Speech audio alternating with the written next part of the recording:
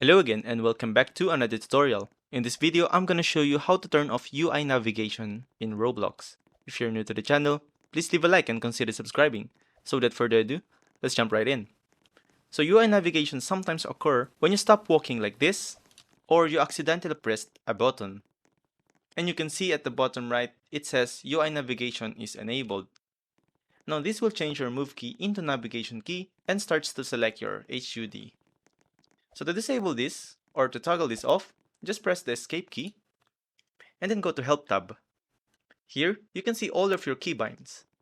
In the miscellaneous section, you can see the UI selection toggle. Mine is backslash, but yours may be something else. Now that you know what key to press, go back to your game, and just tap the key like this.